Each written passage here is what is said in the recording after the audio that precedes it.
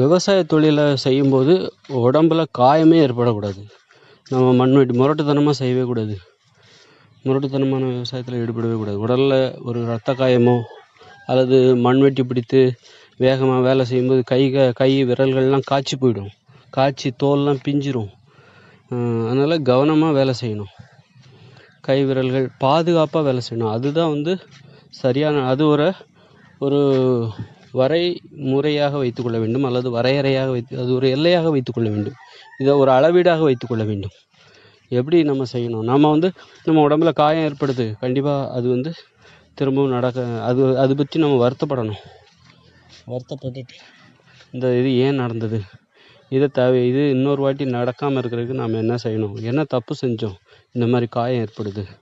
அது மாதிரி பூச்சிகள்லேருந்து கவனமாக இருக்கணும். பாம்புகள்லேருந்து ஒரு பூச்சியோ கடிக்கிறதுலையோ ஒரு எறும்பு கடித்தா கூட அதை பற்றி நாம் கொஞ்சம் உஷாராக இருக்கணும். அதை சின்ன விஷயத்த கூட அலட்சியப்படுத்தக்கூடாது. ஒரு சின்ன எறும்பு கடித்தா கூட அதை அலட்சியப்படுத்தக்கூடாது.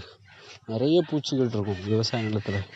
எறும்புகள் இருக்கும், பூரான் இருக்கும், பல்லி இருக்கும், அப்புறம் சிலந்தி இருக்கும், அப்புறம் பாம்பு, முக்கியமாக பாம்பு தான் நிறையா இருக்கும். அதனால் ரொம்ப கவனமாக பாதுகாப்பாக விவசாயம் பண்ணணும்.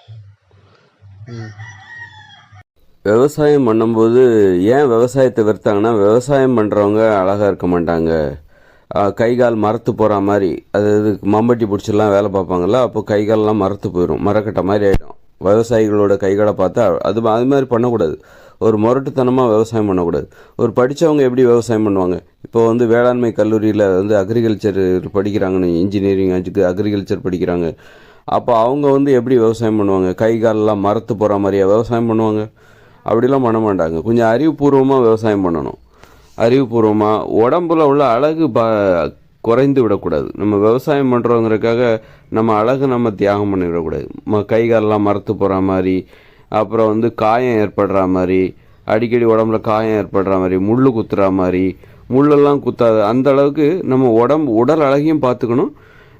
இப்போ படித்தவங்க எப்படி விவசாயம் பண்ணுவாங்க? அப்போ ரொம்ப அவங்க விவசாயம் பண்ணுறதுனால அவங்க அழகு குறையிற மாதிரி அவங்க பார்த்துக்க மாட்டாங்க. அழகாகவும் இருக்கணும், நம்ம விவசாயமும் பண்ணணும்.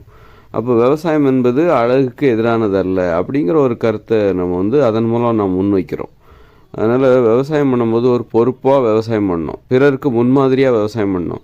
இந்த படிக்காதவங்க விவசாயம் பண்ணுறாங்களா, அவங்கள பார்த்துட்டு விவசாயம்னாலே ரொம்ப கஷ்டம் போலுங்க அப்படின்னு நினச்சிட்டு நிறைய பேர் விவசாயத்தை விட்டுட்டு விவசாயத்தை விட்டு நகரங்களுக்கு குடிபெயர்ந்தவங்க தான். ஆனால் விவசாயங்கிறது அற்புதமான ஒரு தொழில். உண்மையிலே ரொம்ப அற்புதமான தொழில். செய்கிற மாதிரி செய்யணும், அறிவுபூர்வமாக செய்யணும். அறிவுபூர்வமாக செஞ்சோன்னா ரொம்ப இயற்கையோடு இணைஞ்சி சுத்தமான காற்றை சுவாசிக்கலாம். உடல் உழைப்பு, ஒரு மென்மையான உடல் உழைப்பு, முரட்டுத்தனமாக உடல் உழைக்கக்கூடாது. அது மாதிரி விவசாயம் பண்ணணும். அந்த மாதிரி உடம்புல காயம் ஏற்படுற மாதிரியோ, மரத்து போகிற மாதிரியோ, வெயிலில் காஞ்சிக்கிட்டு வெயிலில் அந்த மாதிரியெல்லாம் விவசாயம் பண்ணக்கூடாது. ரொம்ப பாதுகாப்பாக விவசாயம் பண்ணணும். கண்மூடித்தனமாக விவசாயம் பண்ணக்கூடாது. சும்மா ஒரு குருட்டாம்போக்கில் கால் வச்சு நடந்து போகக்கூடாது. அங்கே பாம்பு இருக்கா, அந்த பாம்பு எதுவும் வராத அளவுக்கு ஒரு பாதுகாப்பு ஏற்பாடு. கண்டிப்பாக இந்த நிலத்தில் பாம்பு இருக்காது, இந்த தோட்டத்தில் பாம்பு இருக்காது அப்படிங்கிற அளவுக்கு நம்ம அதற்கான பாதுகாப்பு ஏற்பாடாக முன்னாடியே பண்ணணும்.